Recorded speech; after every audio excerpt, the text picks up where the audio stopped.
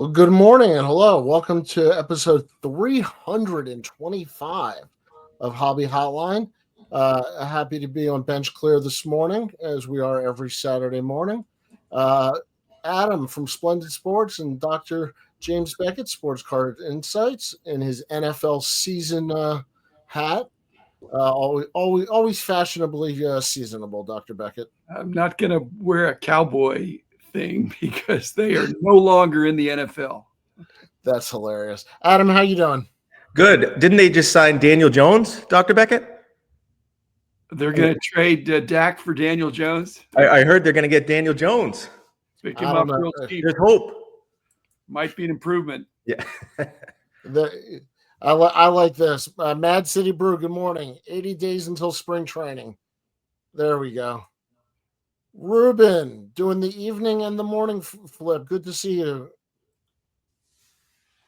Trace Hombres, good to see you, Stooks. Billy Joe, good morning. Val Ball, good morning. We got everybody today. Morning, guys. Dr. B in the house, vintage card collector. Mookie, whoa, look at this lineup. Well, 2 out of 3 is not bad, Mookie. I'm just holding down the other box here. Yeah. And hello, everyone. Peter, thanks for joining us, Peter. So I'm a baseball fan. I want to start off with a little bit of baseball talk. We had all the awards announced recently. I don't think there were a ton of surprises, but relevant to the hobby, first of all, are the MVP winners. So, Adam, any surprises, any thoughts on Judge and Shohei? I think it was pretty obvious. I think everyone really knew who was going to win, right, from each league. So, yeah, it was the two best players from each league. So, and they were in the World Series, which was cool. But, yeah, it wasn't a surprise to me. Dr. Beckett, no surprises at all. What am I saying? Oh, I'm totally shocked. Yeah. Right. Hot take. Double anonymous winners. One of the things I look at when I'm trying to figure out who the best players are in baseball or anything, but in baseball especially, I look at the top 10 in the MVP because this year, anybody that had a really good season was smoked by Ohtani and Judge. If you came in second this year, that would have been first in a lot of years. And so I look at the top 10 and try to see who the best players are. And if they're the top 10, and it's like when Ripken was the all-star shortstop every year. If you were the second best shortstop in the American League, you didn't make the all-star games, or at least the starting lineup. And so those guys were almost otherworldly. Yeah, and Ripken was deserving every year. Let's be honest. I know, but who the second best guy is not Chop Liver, no, or Derek Jeter after that. So, and double points for the Chop Liver reference. Red Light 34. Hello, all. Good morning, Ruben. I feel if Witt has much exposure, that Judge, it would have been a closer vote. Adam, I love that point. If you put Judge in Kansas City and you put Witt in New York, does that change the voting, or Judge's numbers just off the charts? I think Judge still wins, but Bobby Witt in New York, that would be something, really. I think that would make him on another level in the hobby if he was on the Yankees. But I think Judge, no matter what team he was on, the season he had, he deserved the MVP. Dr. Beckett, what do you think if they flip-flopped? Well, all I know is that not everybody rises to the occasion in New York. New York's a tough place to play. And so if Bobby Witt goes to New York, does he have the same stats? Better, worse? I don't know. But there's a lot of players that have gone to New York and have been intimidated. Bobby Witt, I think he's great where he is. And to come in second and have a great season, like I say, there ought to be awards for the silver medal and the bronze medal in these award contests, because he had a great season. Yeah, I think Mookie's speaking to that. Sorry, Shohei, I'll still take Francisco Lindor, switch hitting shortstop, great leader. I don't think he surpasses Shohei, but to Dr. Beckett's point from before, Francisco Lindor, not Chop Liver. And I'll go a step further. If Mookie Betts would have been healthy all year, he absolutely is the type of player who would have been in the MVP conversation, even if he doesn't win it. All right, but what that leads to, and the hobby relation, is the MVP buyback program. I'm a big fan of the MVP buyback program, and let me get the numbers right here. A base card is $20 in credit. A refractor is 40. Number to 100 is 100. I mean, number above 100 is $100 in store credit, and under 100 is $200 in store credit. Dr. Beckett, start with you. LCSs seem to be loving this. Is this a program that's kind of here to stay? Who doesn't love it? Yeah. It's one of the really good deals for open and wax. When you break something, that's a product that you just got to be loving in it. And they weren't unexpected winners, so they weren't going to go cheap at any point. And But this is a bonanza, and and good card shops too. Yeah, I'm sorry. That's where I was headed, Adam. How long ago would you have been buying Judge and Ohtani if you wanted to make money on the buyback? I mean, you could have bought them months ago. Yeah, and I think this is I'm going to say a bold statement. I think this is the best idea in sports cards since Dr. Beckett made the price guide. I just love the concept of it, because I actually think they should expand it. I think they should do things like, pick a player, whatever. You bring in 10 of their base cards, and you can upgrade that to a parallel or something like that. Or, store credit's good, but you can get real creative with this idea, and it's bringing people out of their house to card shops, interacting with, and it's bringing traffic into card shops. So I just see so many benefits from it, and I think they should not just do it for MVPs. I think they should expand it. Because it involves base cards. Yes. Base cards are important in the hobby. They're now worth $20. Yep. For an MVP. I can't remember. I mean, Dr. Beckett, when was the last time commons that were non-rookies, not your Ken Griffey Jr. rookie cards, but base cards had this type of pricing? Well, back in 1952, this young Mickey Mantle and young Willie Mays. Now, it's unprecedented, and it's so outrageous that it gets attention. Like I said, the card shops have to be loving this. It's win-win, because Topps is promoting it in a way that encourages more sales. It's just, like I said, there's got to be, if Mookie Betts is still going to be a 50-cent card, of his base card, and Lindor and Bobby Witt, when it's a third or fourth year of some of these guys, those are not high demand commons. They're not commons, but they're star cards, but they're plentiful base cards. If there was a buyback on Bobby Witt for $5, everybody would be in line. Lindor at $2 even. Do you see this expanding to other awards, Adam? I hope so. I think, like I said, I don't think it has to just be awards. I think they can create whatever they want. Gamify base cards, because who doesn't like opening a pack and getting more things that you're excited about, right? Now, when you open a pack of cards, a lot of kids, they see the base card.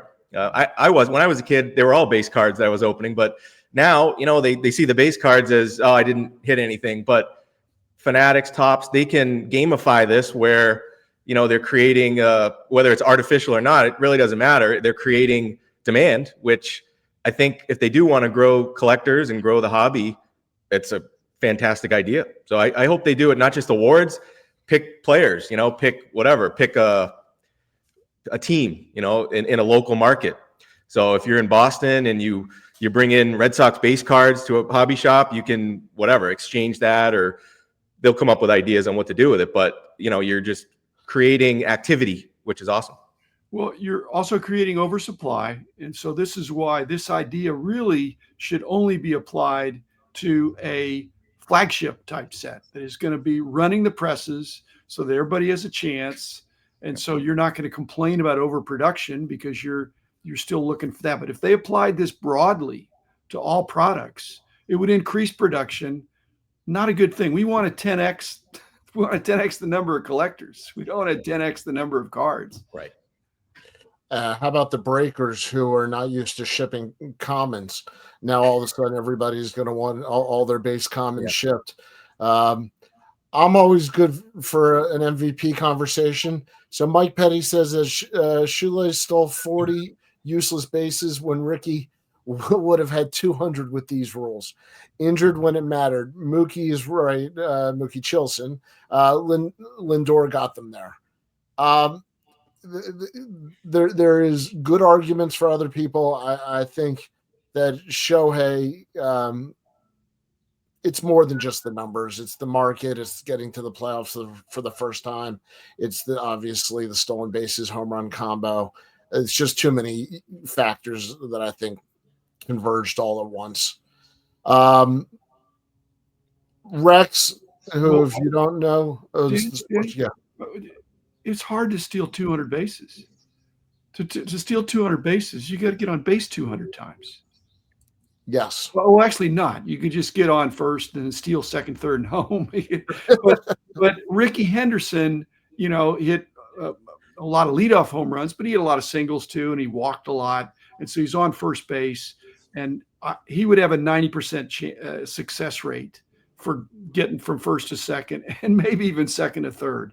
Yeah. So I don't know that he'd make 200 stolen bases, but he could break the record. Or any of those guys at the day. Lou Brock, you need to get on base, and then it's just they'd have a field day. I mean, that's one of the things that blows me away, to be honest, that people don't talk about that a little bit more. And I wonder if one day we're going to look at, there's all these different eras in baseball history. If the new rules era will be looked at, and Shohei's numbers, may be looked at differently 30 years from now, 40 years from now, if people are stealing 70 bases every year. Adam, well, it's possibly worth a asterisk. I mean, it's a fundamental change. Well, it's similar in football with the NFL adding an extra game.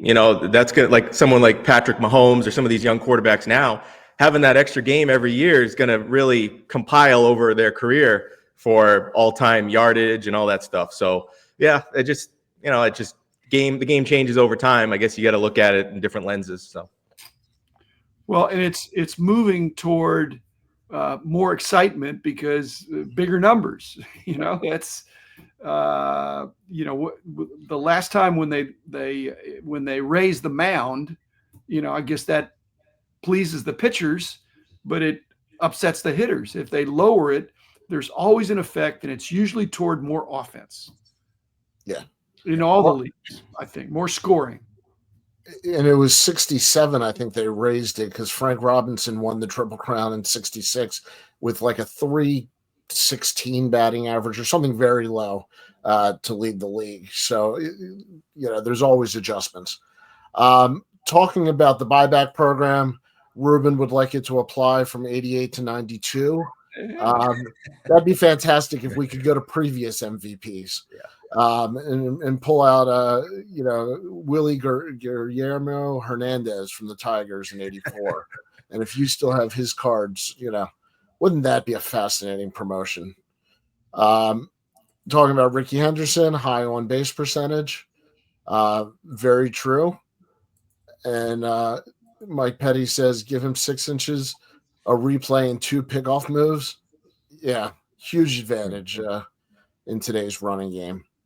Mookie says no asterisk after they lowered the mound. Good point. Larry, good morning. Good to see you. Rex, who, by the way, thank you for your comments. If you guys don't know, Rex owns the sports card shop. And so talking about the LCS is loving the buyback program. But he says that Bradshaw, Montana, Aikman, Marino, Elway all played when you could actually hit quarterbacks and wide receivers. Brady did not.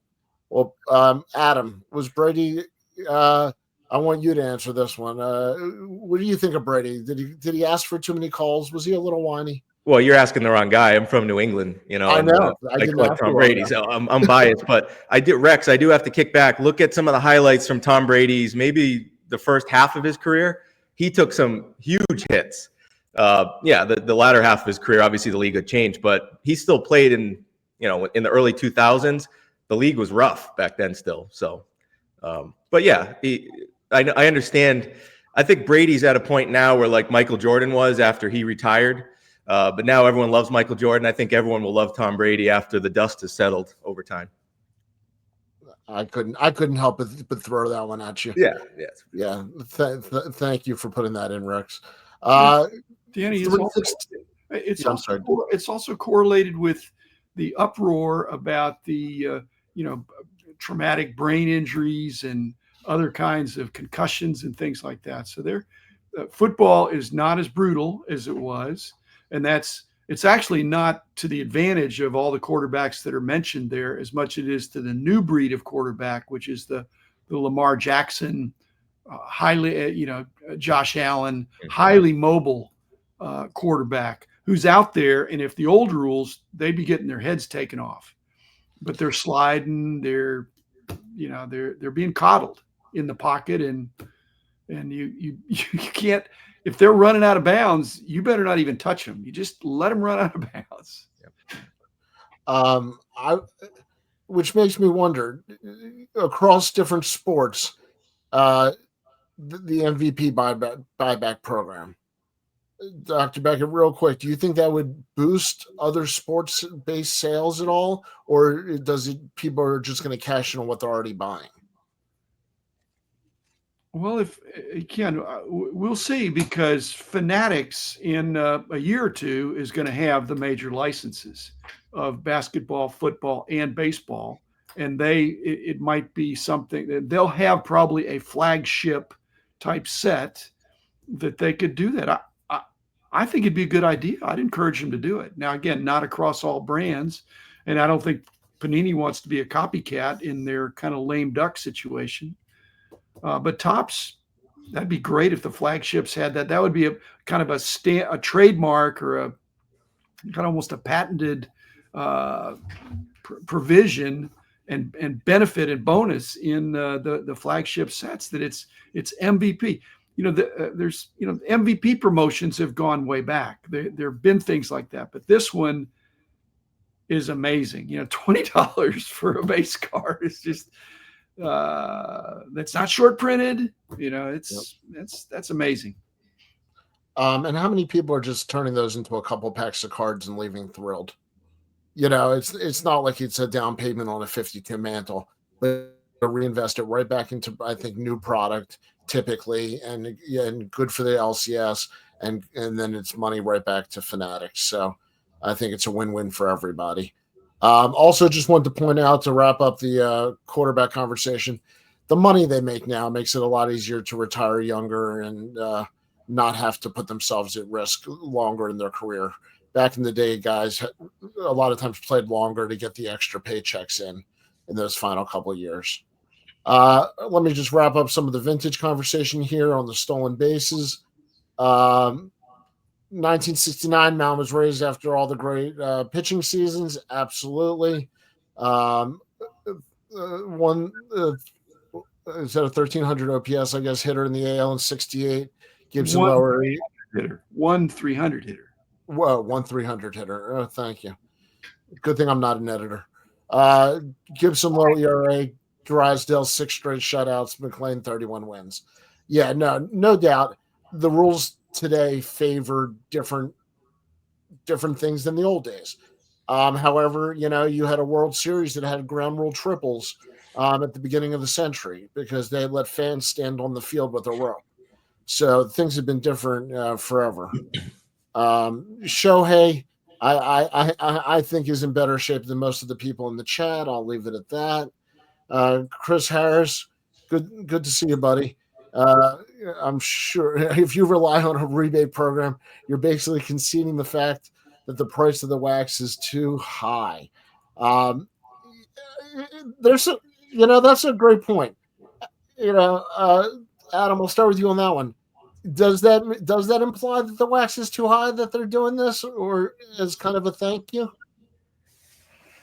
I mean, I guess prices are probably too high, but people are paying it, or breakers are paying. I don't really understand why it's so high so much. I mean, I guess it's because the demand's high, but yeah, I don't know. I just think it's a great idea. I just think of the ramifications. Is all these things, like I saw in the comment. What about the ones that don't get turned in? Are they going to be in the future like chased after because there's not many still out there? And I was thinking, like, what's the last iconic baseball card? Because of all the dilution in products, and there's so many different variations that maybe it's 2011 Mike Trout base card or something like that. But this could even create like iconic base cards that people will remember down the road. Hey, remember when I traded that card in and got whatever? So it's just creating more memories and more activity, which I love. I love your attitude. You're so wholesome. I want to pinch your cheeks sometimes, Adam. Again, the dream of every card manufacturer is to produce and sell more product at higher prices. That's good for their bottom line. And so this has done that. And it's there's a circularity to it, that it's also promoting the card shops, which I think is terrific. So they're loving this. And to piggyback on that, Rex says expanding the buyback would have to make good economic sense for them to do football, basketball. Chrome baseball wholesale prices were much higher this year than last. So that's an interesting combination there. Rex always dropping the knowledge. Ruben says, with the buyback going back to the manufacturer, does that make cards that aren't turned in sought after card? I thought they had a deadline on it. I thought there was a deadline. So I think if you don't get it in by the deadline, then the cards go back to base cards. It's like the pumpkin. You turn into the pumpkin at midnight. And I think that's how it goes. Adam, if you were looking at next year's MVPs and you're buying base cards coming out, who are you looking at? Well, Bobby Witt, like we mentioned, maybe he makes another step up. Bobby Witt, and then my favorite player is Mookie Betts. I love Mookie. I wish the Red Sox never traded him, but if he stays healthy for a full year, to your point, I think he could give Shohei a run for his money with the stats and everything. So it's just funny they're on the same team. It's kind of crazy. Dr. Beckett, do you like the strategy of trying to buy the MVPs early in the year? I'm sure people are doing that. I mean, basically, you'd make a market, or you'd be hedging, or you'd buy a product. You're going to get rid of anybody that has no chance, but you're going to hold on, and you may even not bounties, but you may even put out buy offers. Like you say, you're going through a dollar box, and you see somebody that potentially could be the MVP. It may be in a quarter box, but I don't know they're going to be in there, because people are there's enough really smart, savvy collectors that want to get ahead of the game. So yeah, if you break your own box or a couple boxes, you're going to be very careful about selling too soon. Yeah. No. And in general, I don't like breaking boxes looking for single cards. I'd rather look through the dollar box or buy a lot of commons from somebody. But you might have your 10 top guys, 10 guys, that like I said, the top 10 from last year, or up and comers. But, a lot of these things, sometimes there's somebody that just comes out of nowhere. So I'd be real careful about selling off if I had those products that are eligible. I'd open them up, but I wouldn't be quick to sell base cards of guys that potentially could be the Hall of Famer unless at a premium. Rex says it's not too high if the market demands it. Talking about pricing, shops have been sold out of Chrome, Hobby, and Jumbos for months. There are only blasters left at this point. To Dr. Beckett's point before, these are for-profit businesses. Don't confuse that with charity. And if they can sell out, then they're going to sell out. And if they can sell out at this price, next year will be even higher, and they're going to see if they can sell out at that price. Um, and talking about the MVP buyback, the deadline is February. So I guess you can offer what you want up to a certain point to make money until February. Rex says Chrome comes out pretty late in the season. I looked at Otani and Judge base on eBay when they first hit, and they were both going for 15 plus shipping. Tough to make money on those.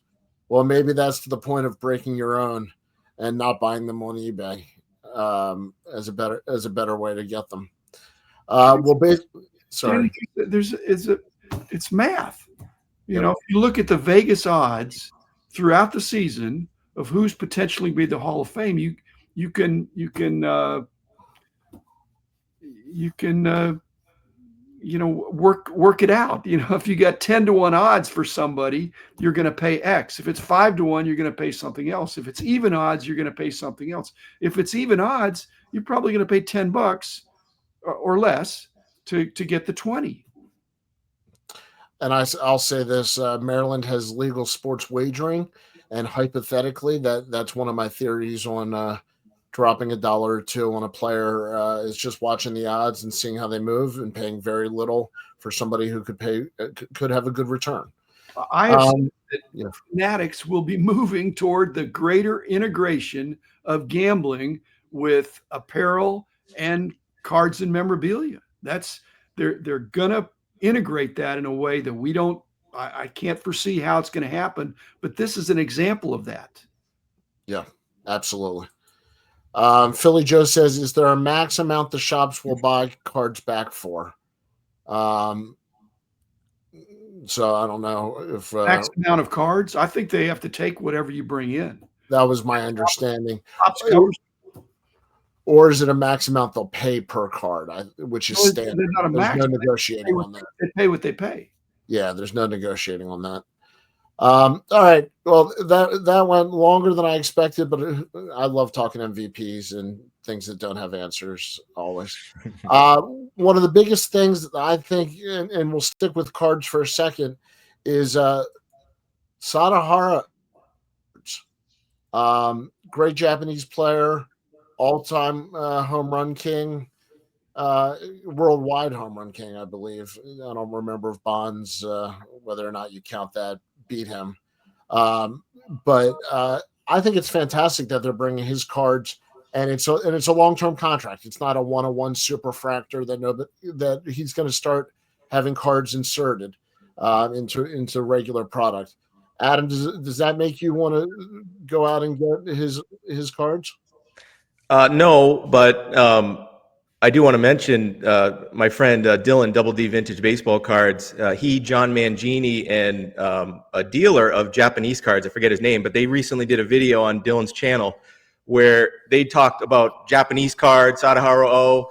They collect those cards, and that made me want to collect some of these cards. But yeah, I mean, I think it's great that Topps is like highlighting this now. But yeah, it's a big rabbit hole to go down, I guess. So I'm trying to be careful. But watching that video and learning so much about all these cards I had no idea about made me want to collect some. Dr. Beckett, what do you think about the respect for O? Well, I mean, there should be respect for him, and but just like with American players, there's a greater appreciation for cards when the guy was playing. That's one thing. So the cards long after their career is another story. There'll still be some demand for it. I'm troubled by the fact that they're going to have a multi-year agreement with a guy. I mean, that just means they can do a bunch of them this year and a bunch more next year and a bunch more the year after and a bunch more the year after that, as long as they can. If they milk it, then anything that came out the first year is going to be selling like hotcakes. The second year, oh yeah, here's some more Sadahara O autographs or special cards. And so I'm a purist. If they flood the market, not flood the market, but if they print as many as they can the first year and then as many as they can the second year and the third year, at some point there's some diminishing returns for a guy who's a legendary figure in the international all-time home run king. I think he's got more than 800. Yeah. I think it's all his non-current cards, his memorabilia, his vintage cards. I think all of those go up in price. I think it brings awareness. For sure. And to your point, Dr. Beckett, the people who don't want the modern or don't want to chase those prices, um, and really is like Adam said, there's people out there who have been collecting Japanese cards for a long time and are experts, and uh, The way they're experts is that some of the Sadaharu cards do not have his name on there in English. Okay. So unless you can recognize his face, or he did have a kind of a famous, swing kind of a thing, or you can read kanji, or the characters. It's just a Japanese card, Yeah. and it's Robert Clevens. That's right. Yep. I've known him for a long time, and he speaks Japanese. He's over there. He knows. He went to the source, so he's got fabulous stuff. Yeah. In fact, I got my type cards from him when I was doing the books. Interesting. How long, Dr. Beckett, have Japanese cards been on the radar to you as kind of a niche? I'll admit, when I was in the hobby 30 years ago, I don't remember hearing people talk about international cards nearly as much as I hear about it since the pandemic, maybe. Well, when I used to go to the Hawaii show every year, and that's where you would see them. There'd be some Japanese dealers and more stuff there. And I was always trying to get, again, not complete sets, but type cards. And so I've got, and that was in the 80s. That was in the 80s. So they've been out there, but in the 80s, maybe 90s, 2000s, at some point, international cards were not disrespected. A lot of the European, the British, the German, any of that stuff was just not mainstream until recently. And same thing with Japanese. It was just, if you want to collect those, but that's not what the serious collectors go after. And then all of a sudden, collectors woke up and said, "Hey, these are actually tougher, and these players are iconic, and they're just because they played in Japan doesn't mean they couldn't play in the major leagues, because now you've seen Ichiro, Shohei, Nomo, you've seen these different Japanese players come over and be really good at pitching and hitting, or both." And so they get the respect, they demand the respect, and so that sends people back to say, "Hey, let's take a second look. These Japanese is not a minor league." Interesting perspective here. Midlife Sports Card says, in talking with Robert at the National, he says that the Japanese culture doesn't value old stuff, so the new O cards may have much more demand in Japan. Well, that's an interesting perspective. Even though Japanese and Asians in general, and most cultures, value older people, Yeah, they have elder respect, but apparently older cards maybe not so much. But Robert's probably right, except that there are just not that many of them out there.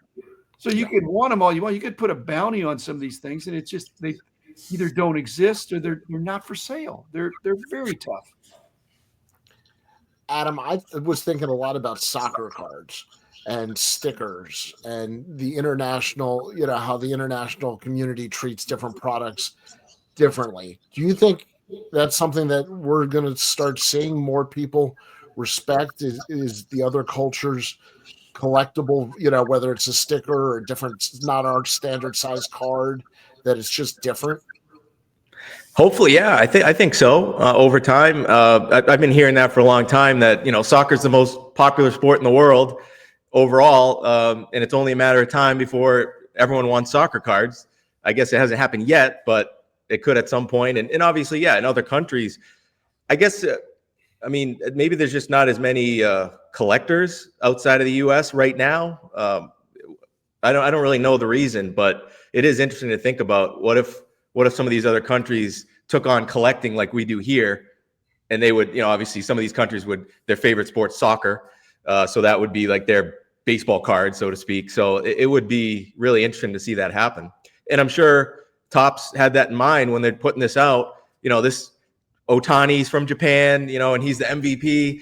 So it's great timing, right? Because I think things are very popular there. So why not? Why not do it now and see how it goes over with the people back there and see how it goes as far as what they want to collect. But I think that probably does make sense. They're going to really be attracted to these new cards probably. Three things. Yep. One is that back in the day, a long time ago, the stickers were intended to be stuck, and you would get like a starter pack, but you were allowed to send in duplicates and get, like 20 players back of quote unquote, supposedly the stickers that you needed, which I think people needed the better players. And so the superstar orientation kind of gets messed up. So there were perhaps more of those. Secondly, just the idea of a sticker that's being stuck, it could work to the advantage of people that don't stick them, and that they could get high grades if you don't mess with them. But so many of them are stuck. That was what was encouraged, that the unstuck ones ought to have more value, but they're not really, because they're too small. Now, Panini now has some sticker sets that are 2.5 by 3.5. Yeah. And those sell way better. And there's parallels of the stickers and things like that. And so I think that's where it's going. Now, I think they got away with that because they still held the regular license. But usually the sticker license is for a smaller sticker type thing with an album, and it could be different than the card license. And Panini for years is my understanding. PSA has expanded into Asia. I think that's a big sign of what they think the future is, and quite frankly, to handle the physical cards. I don't know how many times we've heard Chris Carlin talk on here and other places that people really like to hand their cards in, and a lot of people have a hesitation with shipping. So for them to open an office in Asia, I think speaks to that market. Adam, like you were saying, the collectability growing internationally, that's a sign it's really picking up. Shane says a multi-year agreement on O cards will have a much longer legs than most think. Well, there's a little contradiction, but maybe somebody like me who would just love an O autograph, I don't mind in 4 or 5 years if I can pick one up, more inexpensive as not an investment piece, just an O autograph. I don't know how much he'll be signing. Like the Wemby effect. I mean, if Wemby goes on to be an all-time great, he started when he's 20 signing a lot of autographs this year. So 5 years later, I guess if it was with Michael Jordan or LeBron, some kind of a combo would be interesting, but just a plain Wemby autograph, he's already one of the most graded guys. He might be one of the most autographed guys if we, at the rate we're going, because people demand it, but they demand it in ways that are not in the collector's best interest. It means the price has to come down. And we hit it right on the nose. Mike Petty wanted to know where the Wemby talk was today. So we got that. Sorry. I am so sorry. He says 38 minutes in. We'll start timing it. This is a great topic I wanted to get into later. Rex says, any truth to the story that 350,000 in cards have gone missing from GameStop PSA submissions, causing GameStop to pause their grading services? Well, I did see online that they've paused their grading services. I did not, maybe it's true if anybody in the chat knows, that it was because $350,000 in cards went missing. Adam, can you ever imagine? Well, let me make it a little bit more neutral. How do you feel about dropping off cards at a GameStop to get graded? I would never do that. Nothing against GameStop. I just, when I don't submit too many cards anymore, but when I used to, I used to submit it myself. I never understood the, send it to this guy and he's going to send it. it's not that hard once you look it up on the website. It's pretty easy to do. So I always just preferred to send in my own cards. But I understand the idea behind it and makes sense. But yeah, not for me. Danny, yeah, there's a new day coming for GameStop because they have a new board member. And when the yes, they do. relationship with PSA was announced, we all thought, I wonder how this is going to work. I see lots of potential problems, and I think there have been problems, but it's Nat Turner to the rescue. If he's on the board, I think they're gonna try to fix those problems. There are too many retail uh, uh, stores out there of GameStop, too many retail outlets for people to be convenient. And but I'd be nervous about bringing. I'd rather put it. Let's put it this way. I'd rather put it in the mail than give it to GameStop. Yeah. I mean that's, and I don't want to pick on the people who work at GameStop. They are good, hardworking people, I'm sure. But I've tried to reserve games for my kids, and they haven't gotten that straight. So the idea that I would drop off any value of cards to those employees and trust that I would ever see them again. The other problem, guys, is that this is where PSA, their strategy, which they've made work, of charging more upcharges when you have to declare the value. You're just telling somebody this is a really good card, and I'm paying extra to get this graded because I'm declaring the value. And if they were just putting in, if somebody took, here's my 50 cards, sent them to PSA, the GameStop employee is not going to know which one is the better card, probably, unless they're really, really into the hobby. And they're not going to necessarily look them all up. But as soon as it's listed there, you've got an inventory and you find out, well, this one is the really expensive one, it could go missing. And I don't like that. But like I said, I think Nat Turner's there's real potential to having more places, more touch points that are more convenient for customers. And if he makes that work, then he's going to look really smart, which he is. Do either one of you ever see the idea of a PSA store? More, I know they've got some submission centers, a couple, but an actual PSA store that could theoretically sell cards or accessories, but take submissions directly. It's not in their best interest. I mean, they already have that. They have bulk submitters. They have they have locations now in West Coast, East Coast, and Midwest, or at least it's coming. Japan, Germany, or where they have something going in London or Europe or somewhere, or that's in the works. So they're being smart about it. I mean, GameStop is a throwback. Yeah, it's retro. Okay, but it still has lots of stores. 40 years ago, 30 years ago, there were 20,000 card shops. You wouldn't need GameStop, but now there's more GameStops than there are card shops. So it's if he can figure it out, but I wouldn't want to be having a lot of cards. I mean, if you were going to rob a store, would you like to rob an LCS or Fort Knox, or the PSA store that's holding all these great cards in process? So I don't like the idea, and I think Nat Turner's doubling down with GameStop to say, hey, I'm gonna personally get involved and make sure they get it right. Sometimes doubling down digs you out of a hole, and sometimes it just makes the hole deeper. So we'll see on this. But Peter says what we're all thinking, and I know he's being sarcastic here. You mean I can drop off my 52 mantle at GameStop and it'll be sent to PSA to be graded? See if folks got to run to the mall. I think I think it's more for a modern kids approach, but I agree with Dr. Beckett. I just don't see it ever being a solution. But who knows what Nat will come up with. Adam, when Fanatics buys Beckett, you'll be able to submit all your submissions at Lid stores. I don't know. What do you think of submitting at Fanatic stores versus GameStop? Yeah, I guess it's probably a little.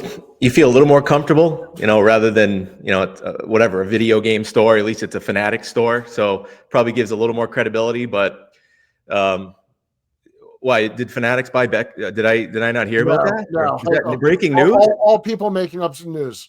No, I heard that Jeff Wilson wants to buy Beckett too. I saw a video about that. Man, there's a lot of news out there right now. Yeah. I am not for sale.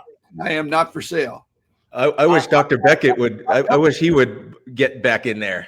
That's in there. What everybody says. Dr. Beckett, can you confirm or deny that you are going back to Beckett?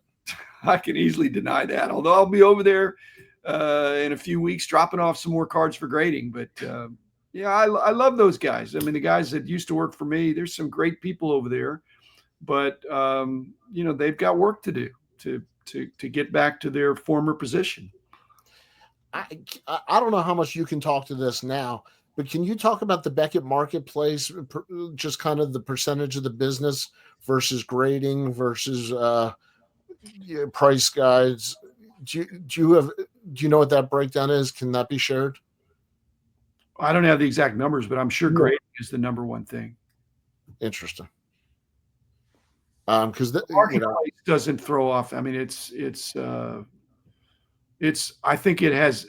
I guess I could be critical. I think it hasn't been properly marketed. I mean, they had a great idea there, and but I don't want to sharpshoot of what I would do different. But I would have done things differently, and there's some other things that they've earned the right to do it the way they want to do it. But I had a different approach to things, and now I got hindsight. But yeah, marketplace was a fabulous idea, and it hasn't caught on as well as it could. I mean, ComC is something that Beckett could have done, and we had that same idea, but Tim Getch pulled it off, and we were busy making money with price guides and grading, and he said, "Here's an opportunity." He jumped in, and he's done great, and he was the right man for the job in the sense that he had the collecting sense as well as the programming. He's a super. He's a good guy and was sharp enough and cared about the hobby, and I think did it right. Looking at the chat room, John Mangini says that Dr. Beckett, if you buy it back, he'll work for free. So you have one free employee when you negotiate. I'll work as long as I can work from home. I'm in. We got 1.5, Dr. Beckett. This is turning into a telethon somehow. Not that anyone wants me, but gonna crowd the labor. That's interesting. Yeah. Exactly. All right. I've buried probably my favorite story of the week. Jackie Robinson debut ticket going up for auction at REA. Only one of 7 in the PSA database. I think it's just a legendary part of history. I think it's, the term Holy Grail gets thrown around, but just one of those games where, not just baseball, but America had a change. Adam, can you think of another game that in baseball history that would be more important? No. I think that's the one right there. I mean, that's just awesome. And I like to collect tickets too. I know they're not as popular as some other collectibles or whatever, but I think tickets are awesome. Just especially I have ones at like games I went to, and it's just fun, fun collectible. And I think that's the most important game right there. Dr. Beckett, do you still have your ticket from the game? It happened before I was born. Yeah, right. No, it's I agree with you, Adam. I've got tickets from when I was games I went to, and they weren't all famous games, but some of them were, World Series or All-Star games and things like that. But I don't feel the need to slab them. I don't think they're going to have exceptional resale value. That particular one does, because it's not contrived. I suppose people should have known history was being made, but people, and some people held on to their stubs in many cases, but that's a legit fabulous collectible, and I'm glad it's being slabbed and I guess sold to the highest bidder. It's about as good as it gets. There was another one that was similar looking. I think it was a 2 that sold a couple years ago for close to $500,000. So, the market shifted. I could see this easily hitting near 7 figures. Would you guys agree? It's very possible. Adam, Yeah. how much are you bidding? I'll be watching. But Well, here's an experiment. Would you rather have that or the Otani ball that went for $4+ million that's up in a tower in Taipei? I'd rather have this ticket stub. 10 out of 10 times. definitely. Yeah. So does it go for 4.4 million? I don't think so. Well, Things have happened. Does the scarcity of 7 versus 1 make that much of a difference? 7 is the perfect number. Yeah. 7 is lucky. Lucky. Well, it was 77. Only 7. Yeah. Okay, Yeah. well. And somebody made a great point on here. It's sad to see everything move to electronic tickets. No more memory keepsakes. I will say that it's not always worth it, but if you want to go to the ticket office, a lot of times they will print a ticket for you. If you're taking your kid to their first game or something like that, where it's a special memory, I think it's worth doing just for that reason. However, when I go to the Mavs games on my season tickets, and when I go through the turnstile there and they check me in through my phone, the next morning, I've got an NFT in my account. Really? From that game. That's fascinating. I wonder. I've never heard of a team doing that. I wonder if that's was a Mark Cuban special. That's really cool, actually. Who knows if the NFT will? I wonder if there's ever been a resale with value. If so, good luck getting your money out, right? I don't know. Yeah, I mean, really. Larry says I have a ton of printed tickets, but now you have to save the tickets on your phone or in your crypto account. Just want to clean up here. Foul ball. If anybody wants to see him, we'll be at the Pasadena show today. White Sox, Tom. They're all closing all ticket agents at ballparks. Yes, the good old fashioned. Who needs two? Who needs two? I will miss. That was a big part of my childhood. The Lynx printed a seat ticket for the WNBA Finals game. Very cool. Love to see that. And Clean Cheap Shot says the local alma mater will no longer provide a paper ticket starting next year. That's a shame. And I do just want to touch on the Jackie Robinson ticket. This one was, and I want to put it back up here, ripped. It looks like it was torn, and it's hard to see horizontally, and was then repaired. That's why it got authentic altered and marked as the stub. For something like this on a game like this, Adam, does that bother you at all, or is it just the ticket itself is cool enough? Yeah, that wouldn't bother me. Just having the ticket itself. Yep, the altered thing is whatever.